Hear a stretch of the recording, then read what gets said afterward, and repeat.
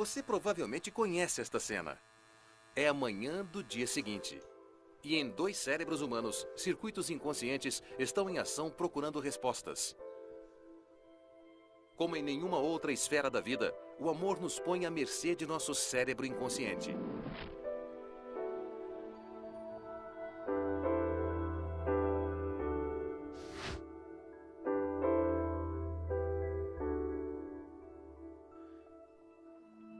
O seu instinto diz, uau! Mas você não sabe por quê. E é claro que não sabe exatamente quem é a pessoa com quem você acabou de acordar.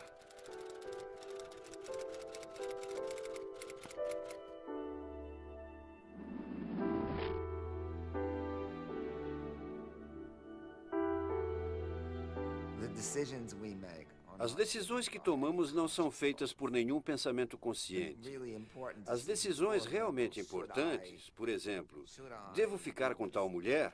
E você anota os motivos pelos quais deveria ficar com ela, e anota os motivos pelos quais não deveria ficar com ela, e são muito longos. É claro, você escolhe estar com ela. E quem está mandando aí? Eu afirmo que é a mente inconsciente.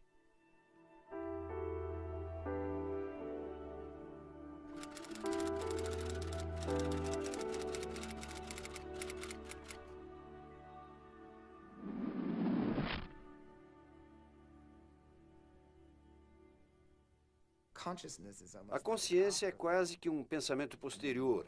Quero dizer, alguns argumentam que nem sequer a temos, que é um exercício de reparações públicas no cérebro, deixando você pensar que está envolvido.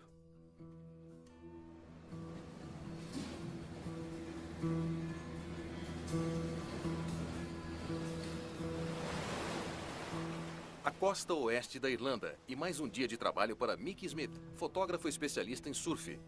Nenhum computador na Terra jamais fará o trabalho dele, porque o ambiente de trabalho de Mickey está em mutação constante. As marés baixa e alta modificam o mundo dele em um circuito interminável, e cada onda quebra de um jeito ligeiramente diferente do que a onda anterior. Aquilo que mantém a cabeça de Mickey acima da água é um truque maravilhoso da nossa mente que os cientistas só estão começando a entender: a intuição humana.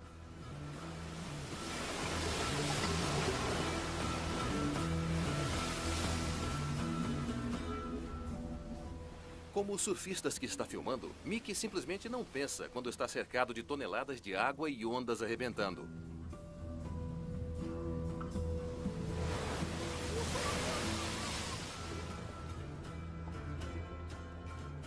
O cérebro de Mickey dispara rotinas incrivelmente velozes, calculando inconscientemente o que acontecerá a seguir e como os músculos dele precisam reagir. Sem ele saber, sua mente comprimiu toda e cada onda da vida dele numa gigantesca base de dados. Agora ele tem uma intuição sobre cada onda.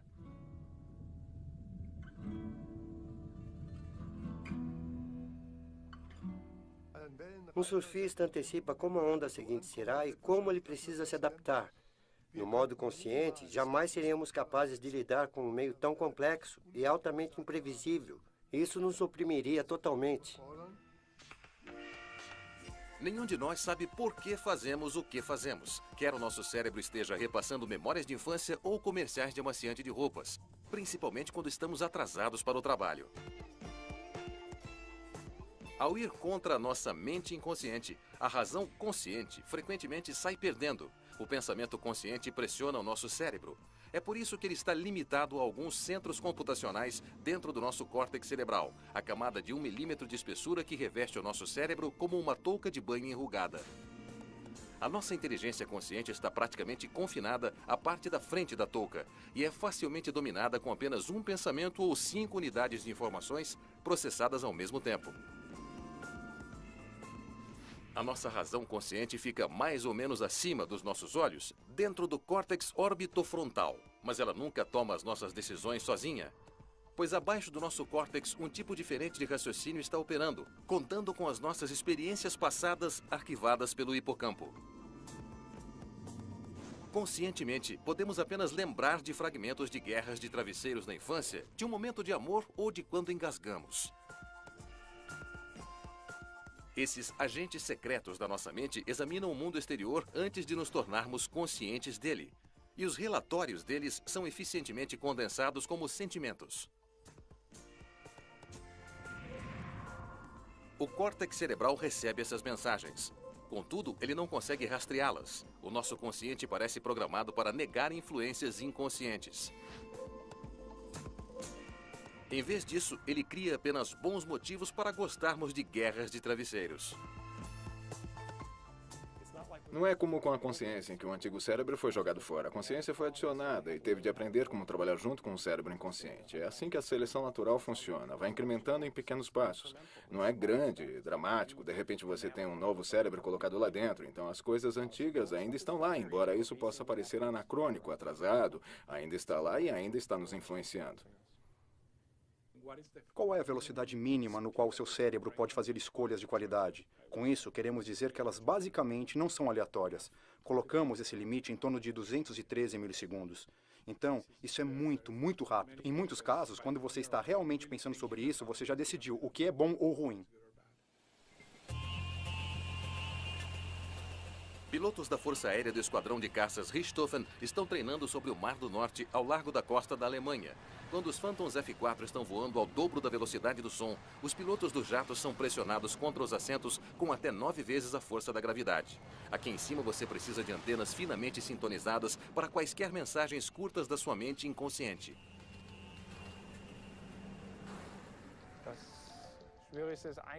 A decisão mais difícil sempre é: o que exatamente o caça ainda consegue fazer neste momento?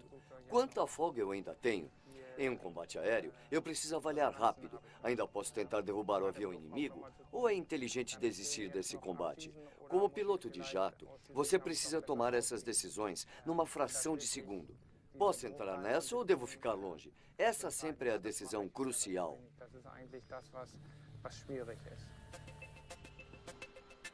Este é o simulador de voo na base aérea de Wittmund. Até pilotos experientes treinam aqui regularmente.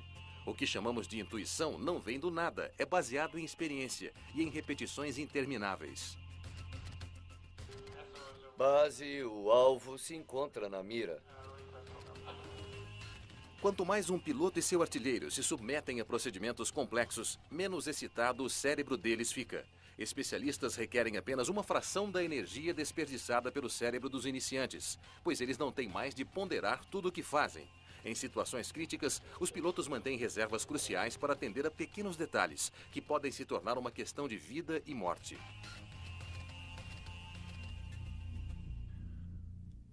Você consegue ver a mudança na imagem?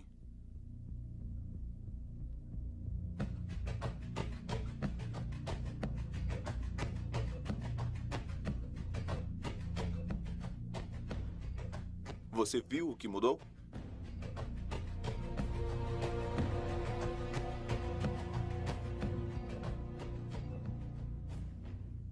Próximo teste.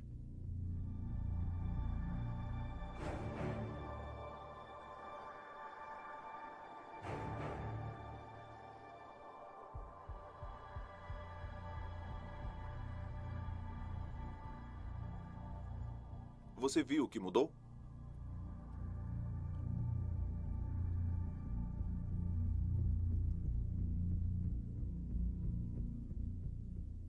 Última chance.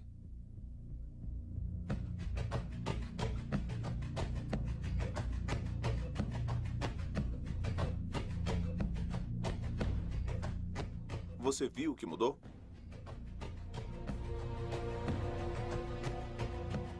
Talvez alguns de vocês tenham notado todas as pequenas mudanças, mas imagine que você não está sentado num sofá vendo TV, mas dentro de um caça americano.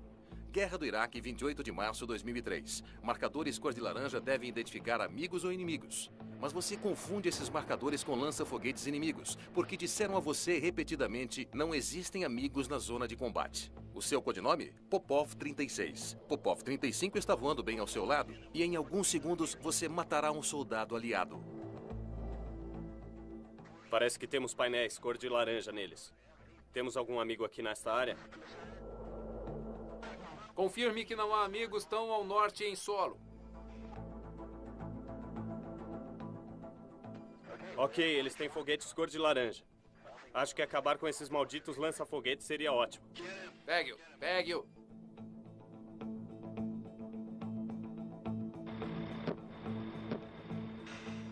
Bem no alvo. Popov 36, aborte a sua missão. Parece que temos uma situação com fogo amigo. Confirme que são amigos naquele lado do canal. Eu vou vomitar. Isso é uma droga. Nós vamos pra cadeia. Os militares norte-americanos não processaram os 2 pilotos porque não haviam infringido nenhuma diretriz numa situação de combate complexa. Existem muitos processos no cérebro que agem incrivelmente rápido e não nesse tipo de ilusão, de controle, porque eles são rápidos demais e incluem muitas computações de alta qualidade. É realmente a maneira que você solucionaria coisas quando teve tempo de pensar. Então, só porque é veloz não quer dizer que seja irracional ou descuidado ou coisas assim.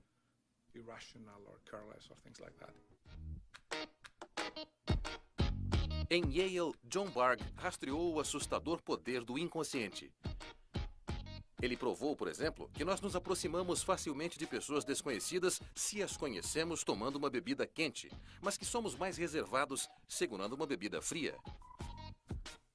John Bargh é o especialista em conteste de priming no mundo todo. Contudo, ele não é imune ao seu efeito. Em um mundo complexo, geralmente faz sentido que as nossas cercanias e que o nosso passado imediato influenciem o que estamos fazendo, mas Bargh surgiu com alguns resultados surpreendentes.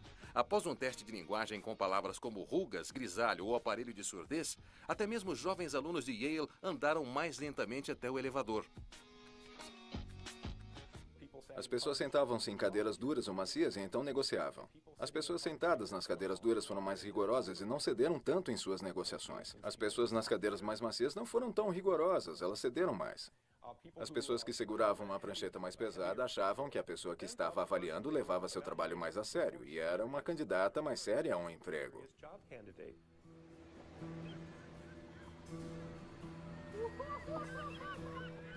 Mickey Smith, o fotógrafo de surfistas, deve o seu amor pela natureza à sua mente inconsciente também. Mas o motivo de termos uma descarga de endorfinas quando observamos golfinhos, ninguém sabe. Nem porque os surfistas se sentem bem com a viagem mágica no tubo. Nas ondas enormes ao largo da costa da Irlanda, tudo se encaixa. A luz do pensamento consciente é só um túnel estreito entre as ondas infinitas na nossa mente. E a nossa razão tem pouca influência sobre o que nós somos ou o que fazemos.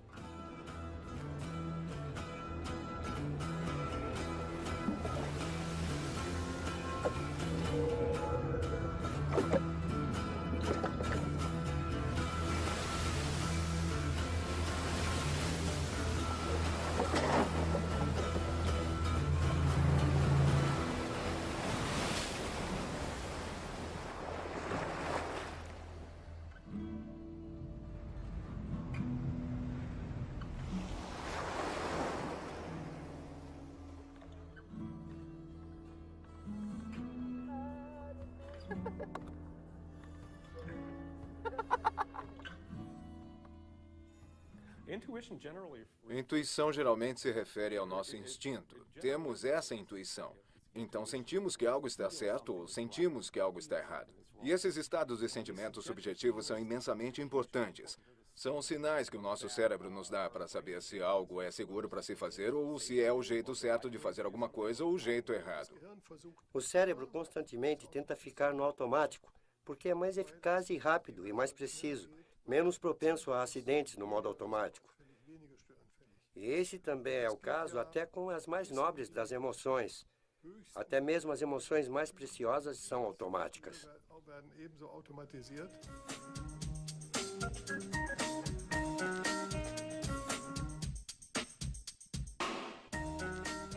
Quer nos apaixonemos ou joguemos bola, nós sempre aprendemos com a experiência. Se tivéssemos de coordenar conscientemente cada movimento, nós rapidamente enguiçaríamos. Porque pensar demais faz o nosso cérebro queimar tanta energia quanto os nossos músculos. O lobo parietal posterior está fervorosamente calculando trajetórias da bola e de todos os companheiros de jogo. E a nossa mente racional no prosencéfalo planeja conscientemente todo e cada movimento. alimentando partida numa longa cadeia de comando através das áreas motoras primárias, cerebelo, tronco encefálico e medula espinhal, até as fibras musculares envolvidas. O controle consciente é cansativo e propenso a acidentes, pois nos deixa mais lentos.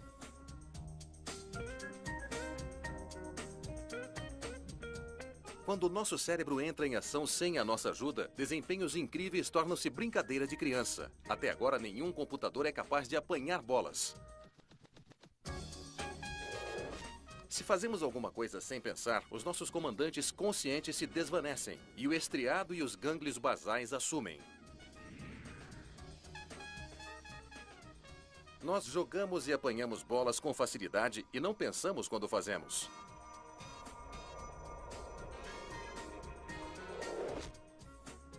Ou você sabe exatamente o que os seus dedos fazem quando você está apanhando uma bola?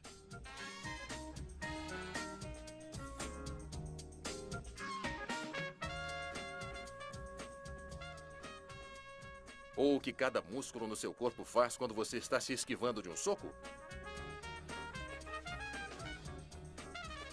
Bem, é melhor você não começar a pensar nisso. Porque o seu cérebro pode contradizer a si mesmo. Enquanto o estriado está disparando seus comandos automáticos para os centros motores, o seu prosencéfalo pode ter ideias diferentes. Os seus centros motores estão confusos. Você está ficando lento ou cometendo erros.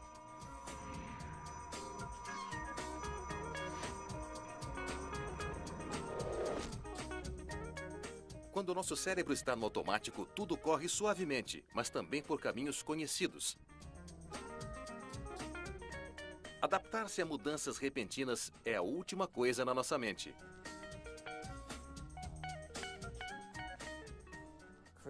A criatividade é um ato de rebelião por definição. Você tem de ser absolutamente subversivo para infringir as regras e confrontar as convenções, não é? Por definição é isso. E se todos aceitam o que você está fazendo, quando você o faz, você obviamente não está na vanguarda. Você está fazendo algo que está dentro do convencional. Quero dizer, para mim, se todos aceitarem o que estou fazendo, estou no campo errado e deveria estar na praia.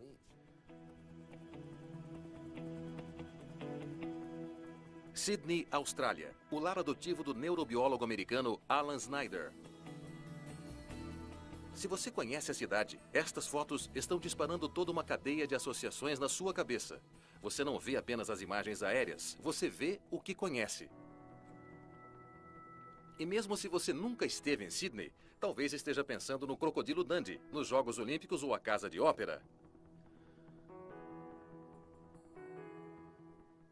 Alan Snyder é um especialista em todo tipo de expectativa em nossa mente. Ele as chama de estados mentais, rotinas de pensamento inconscientes. E Alan Snyder está trabalhando para desligá-las. Em seu laboratório, Snyder faz objetos de estudo solucionarem equações com palitos de fósforo. Está pronta para o próximo? Sim. Uma vez que Richard Shih, o colega dele, monta uma equação falsa, os objetos de estudo só podem mover um palito para acertá-la.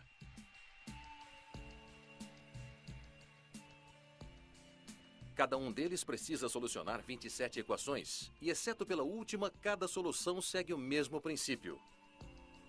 Então, por que você não participa?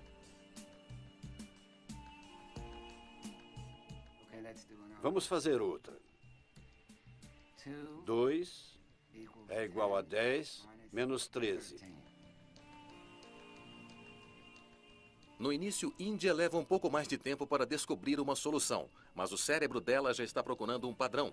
Logo, ela se dará conta de que sempre precisa transformar o numeral romano 10 em 5, ou vice-versa.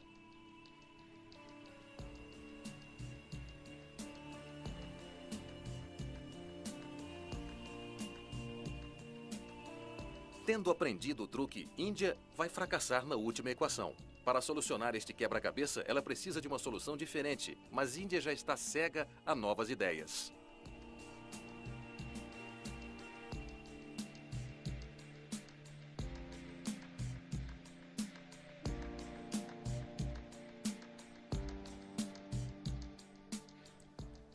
Esta é um pouco mais complicada. Continue tentando. Você tem 6 minutos para acertar. E ainda é só um palito? É, ainda é só um palito de cada lado da equação. Snyder acredita que sermos especialistas também pode evitar que sejamos criativos. Mas ele descobriu um jeito de desfazer o processo. Não é fascinante que vamos incrementar a criatividade não através da excitação de parte do cérebro, mas desligando uma parte do cérebro?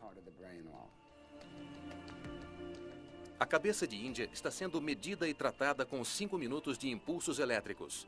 Os impulsos supostamente devem desligar uma área em particular no lobo temporal esquerdo, enquanto estimulam o lobo direito ao mesmo tempo. Se tudo der certo, Índia será capaz de solucionar a equação depois. Após apenas 5 minutos, a maioria das pessoas estudadas ficaram consideravelmente mais criativas.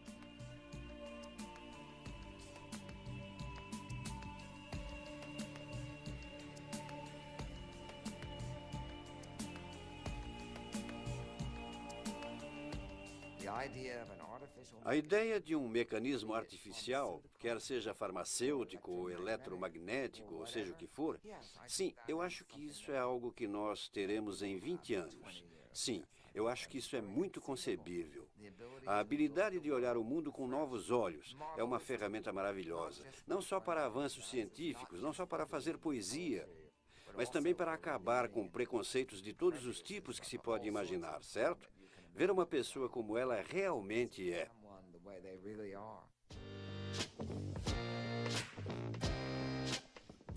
Sistemas de filtragem inconscientes nos guiam através da agitação da vida diária como um sistema de navegação interno. Somente em um caso específico, a nossa mente faz quase tudo para evitar que vejamos outros como realmente são. Quando nos apaixonamos.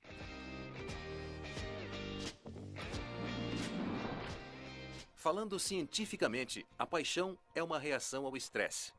Os nossos botões de pânico tornam-se ativos. De outro modo, entram em ação quando há perigo. Ser colocado em alerta dispara a excitação que sentimos quando nos apaixonamos. Ao mesmo tempo, o modo de pânico nos deixa mais ou menos cegos, garantindo que não olhemos o nosso parceiro muito de perto. Ao mesmo tempo, os nossos centros de recompensa entram em ação. As endorfinas, opiatos produzidos pelo hipotálamo no cérebro, nos deixam eufóricos, assim como a serotonina que melhora o nosso humor. Esse coquetel de felicidade age como uma droga no núcleus accumbens, o interruptor do nosso cérebro que antecipa recompensas. Nós experimentamos a ausência do outro como uma abstinência, pois para o nosso cérebro o amor é um vício.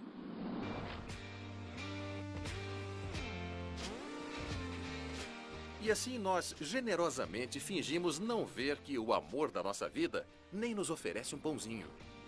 Enquanto nosso córtex cerebral e, portanto, a nossa consciência está nadando em hormônios felizes, o hipotálamo dispara a produção de cortisol, um hormônio do estresse, estreitando nosso campo de visão quando estamos em risco ou apaixonados. No início de um relacionamento, é fácil se aproveitarem de nós. Falando neurobiologicamente, estamos viciados, cegos e estressados. E estamos ficando cada vez mais parecidos, graças ao hormônio sexual masculino testosterona. Surpreendentemente, o hipotálamo e a glândula pituitária aceleram sua produção em homens apaixonados, enquanto as mulheres apaixonadas passam a produzir uma quantidade maior dele. E assim a droga do amor continua, fazendo efeito por semanas ou até meses. Nós mal conseguimos tirar as mãos um do outro. Essa é a fase de maior probabilidade de produção de filhos, caso o cérebro humano não tivesse inventado os anticoncepcionais.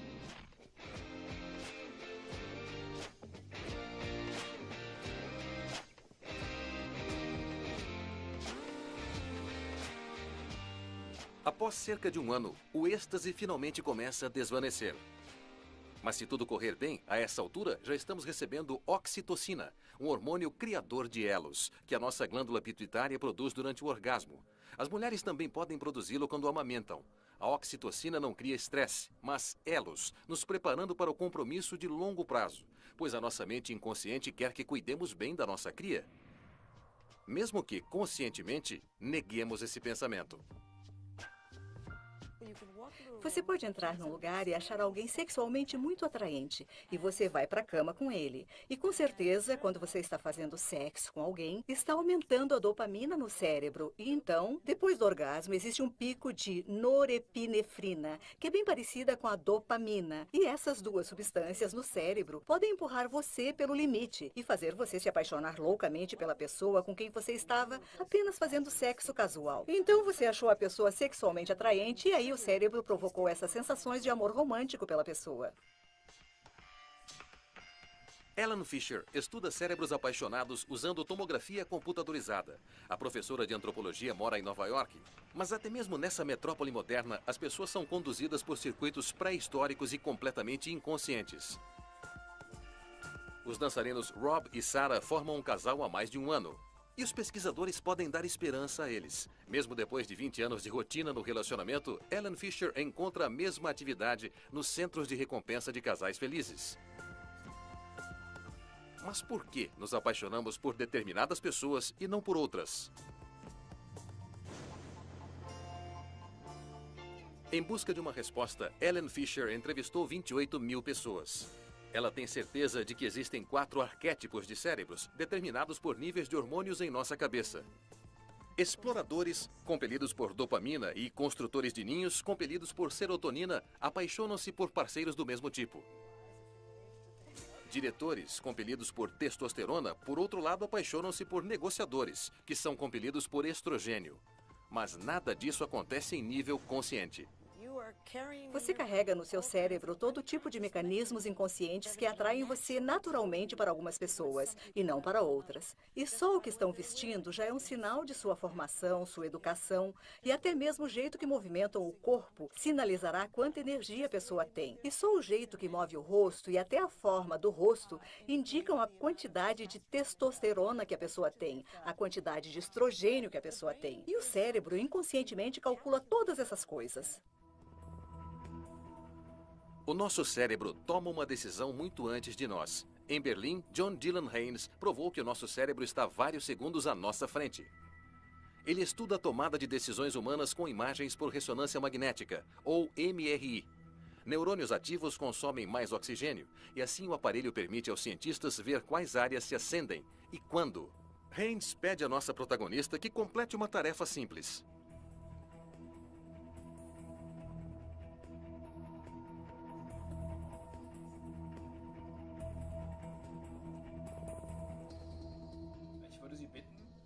Eu pediria a você que apertasse espontaneamente o botão da esquerda ou da direita, em qualquer momento que escolher, tá bom? No laboratório, as nossas decisões e, no fim, o nosso livre-arbítrio são reduzidos a um apertar de botão para identificar os padrões cerebrais de atividade. Normalmente, milhões de neurônios se acendem até por pensamento simples. Mas um apertar de botão é uma tarefa simples o bastante para gerar atividade cerebral comensurável. E os resultados dos testes são incríveis.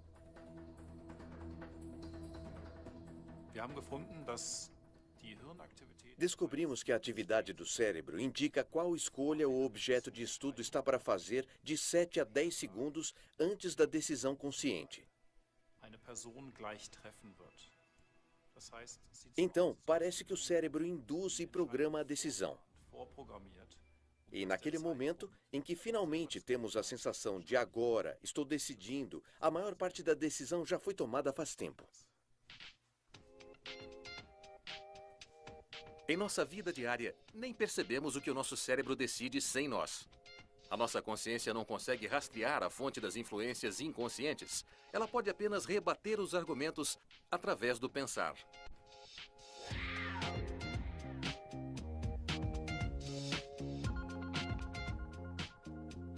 Quais roupas usamos? Qual parceiro escolhemos? Circuitos inconscientes sempre decidiram antes de pensarmos nisso.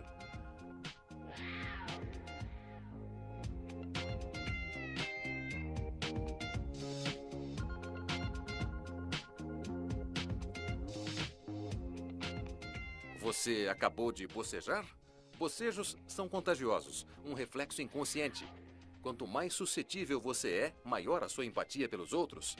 Você lê emoções em todos os gestos e rostos.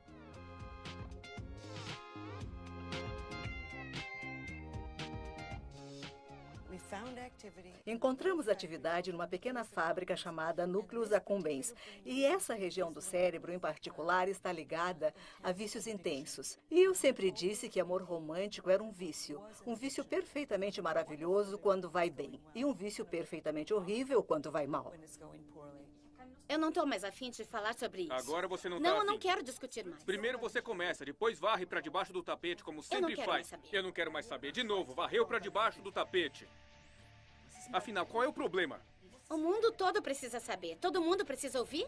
Até quando discutimos com a pessoa que amamos, o circuito inconsciente está em ação, permitindo que conflitos aumentem sem que saibamos disso, ou só por acaso. Às vezes, nem o melhor dos argumentos é tão importante quanto as cadeiras onde estamos sentados.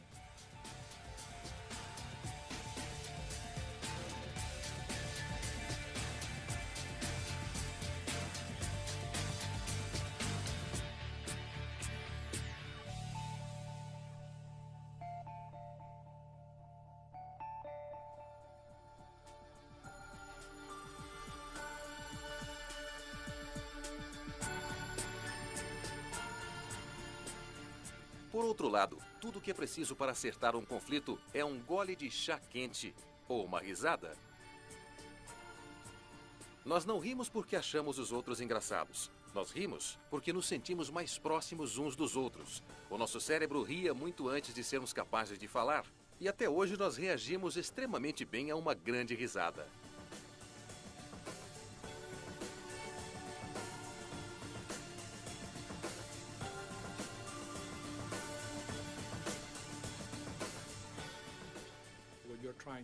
Quando você está tentando inventar uma história para contar à sua filha na hora de dormir, está pensando nela cognitivamente, mas as ideias apenas surgem na sua mente.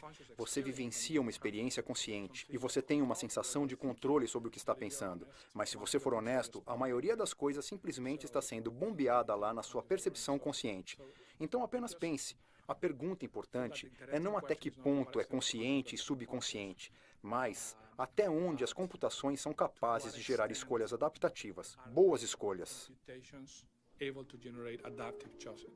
Laboratório de Neuroeconomia Rangel. O laboratório de Antônio Rangel, em Pasadena, estuda por que compramos o que compramos e por que a nossa mente experimenta o prazer quando comemos ou bebemos. Às vezes, ele dá uma coisa especial às pessoas que estão sendo estudadas enquanto estão deitadas numa máquina de ressonância. Usando um tubo plástico, Rangel bombeia amostras de vinho tinto direto na boca deles. E a cada amostra de Cabernet Sauvignon, ele diz aos provadores de vinho amadores o preço da garrafa. Contudo, Rangel está vendendo a eles o mesmo vinho duas vezes. Uma vez com um vinho de $90 e outra com um vinho de $10.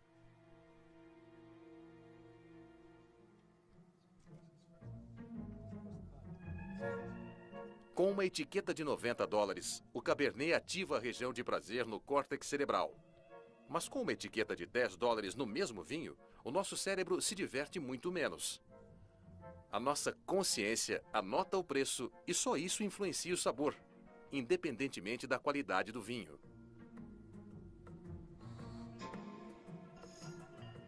O que uma empresa deve aprender com isso? Uma lição é que eles devem ser cuidadosos como escolhem preços, porque além de serem capazes de afetar a decisão na hora da compra, também podem afetar a experiência depois. Eles afetarão compras repetidas e o gosto que as pessoas desenvolvem com respeito aos seus produtos. Então, lembre-se, o que o estudo nos mostra é que isso não é uma ilusão. Isso é muito real. Para o cérebro, pensar que há um vinho melhor leva a mais prazer.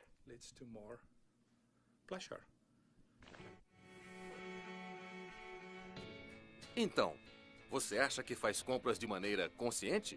Bem, é melhor pensar duas vezes. Por que, por exemplo, as frutas e verduras geralmente são colocadas na entrada de um supermercado? Porque coisas saudáveis no carrinho de compras aplacam as pessoas do contra na sua mente, para enchermos o nosso carrinho com mais de todo o resto depois. Pouco importa o que colocamos no carrinho. O nosso cérebro já discutiu tudo entre si antes da consciência entrar no jogo. O Núcleos Accumbens, tanto a fábrica como a memória inconsciente de todas as sensações boas, indica, através de uma atividade mais elevada, que está muito afim daqueles waffles extremamente doces. Ele sabe que amamos açúcar e inunda o nosso cérebro com dopamina. E nós compramos um monte de waffles.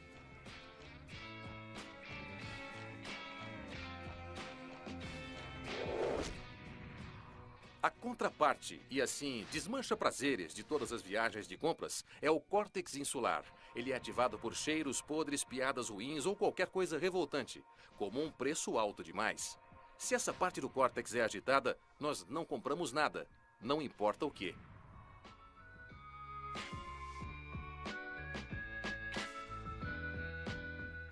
Quanto mais excitado o nosso núcleus accumbens, mais enchemos o nosso carrinho de compras.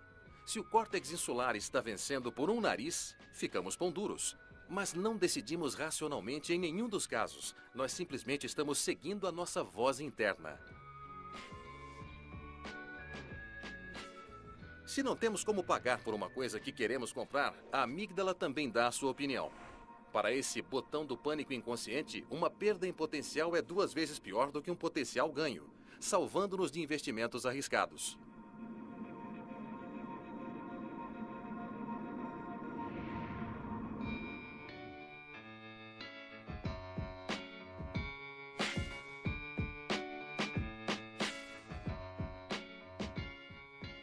No fim, os grandes gastadores não são menos insensatos do que os pães duros. Eles só estão obedecendo a diferentes circuitos inconscientes.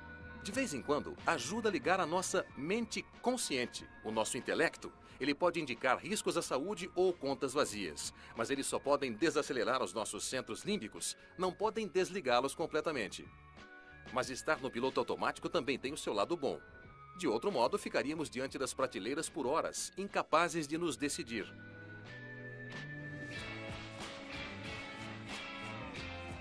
No piloto automático, somos muito rápidos, especialmente com todos os produtos que conhecemos de memória.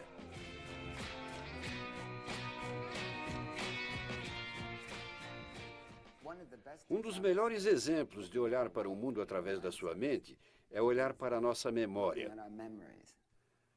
As nossas memórias não são literais, são reconstruídas para se encaixar numa história. Mas Snyder quer desligar a nossa memória. Entre no jogo. Então agora vamos mostrar a você uma série de objetos numa tela. 12 deles. E então vamos perguntar a você se já os viu antes. Então Richard vai começar o teste agora.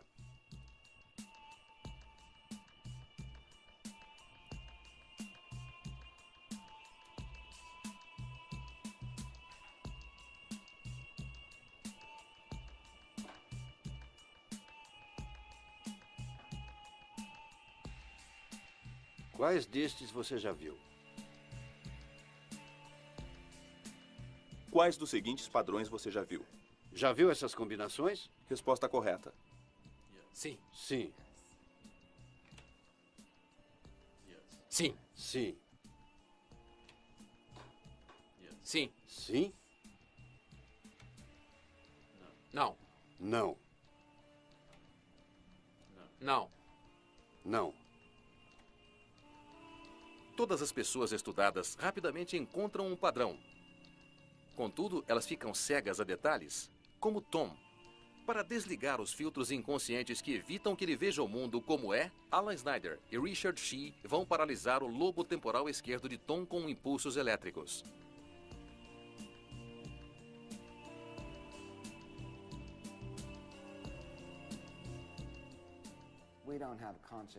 Nós não temos acesso consciente a como o nosso cérebro formula ideias.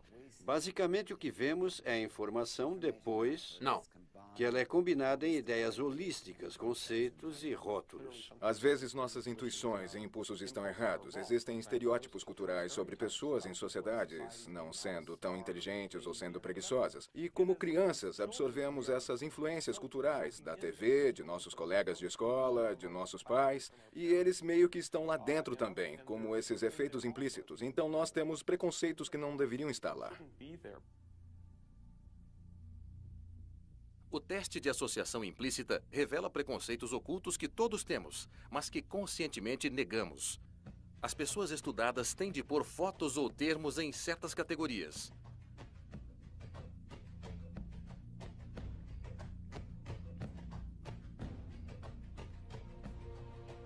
Mas fica interessante quando duas categorias são combinadas e podem ser contraditórias, segundo preconceitos comuns. Por exemplo, pessoas brancas são ruins, versus pessoas negras são boas. A maioria das pessoas testadas, não importa se negras ou brancas, são mais lentas nesta tarefa ou cometem mais erros, porque todos trabalhamos contra preconceitos inconscientes, mesmo se nós, conscientemente, achamos que não temos nenhum. Seus dados sugerem uma preferência automática por pele clara comparada à pele escura. Existem coisas rolando ali que não são intencionais, que não sabemos por que estão acontecendo e, contudo, estão guiando o nosso comportamento.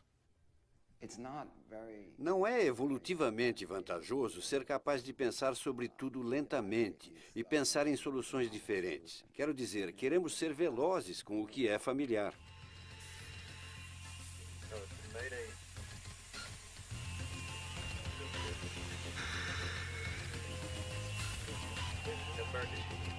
Mayday, mayday, mayday.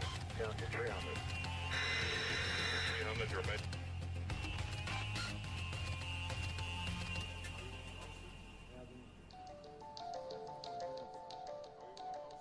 Decisões em um mundo complexo sempre incluem riscos. A invenção de simuladores de voo como este aqui em Amsterdã reduziram acidentes causados por erro humano em mais de 70%. Em 1 milhão de decisões, os pilotos de hoje cometem menos de 4 erros.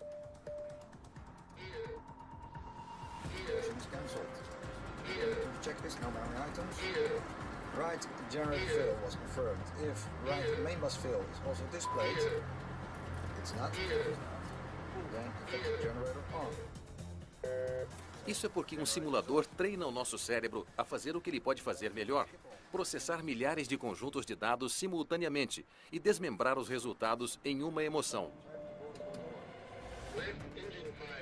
O nosso consciente entra em ação uma fração de segundo depois, e ele pode revisar as mensagens de baixo como um piloto checando os instrumentos da cabine de comando. Mas como qualquer instrumento de avião, até mesmo o nosso cérebro automático está sujeito a falhas.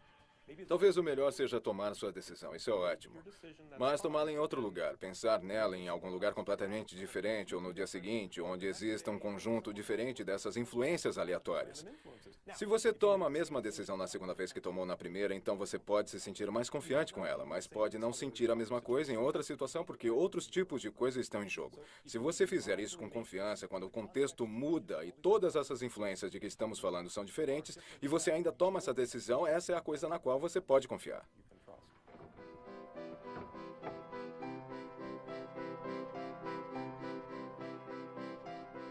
Não sabemos se Martha e Jake viverão felizes para sempre. Nós só os inventamos para divertir vocês. Mas a história inventada já deixou um imprint na sua mente, só porque o seu cérebro decidiu continuar assistindo. Agora, novas redes se formaram dentro da sua cabeça, pois o nosso cérebro muda a cada nova experiência. E se o seu cérebro achou este documentário memorável, você com certeza vai se lembrar de Martha e Jake.